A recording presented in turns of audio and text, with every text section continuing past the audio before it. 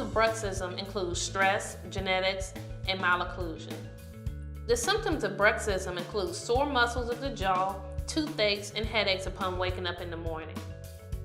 There is no cure for bruxism because it is a parafunctional habit that is usually done when the patient is sleeping.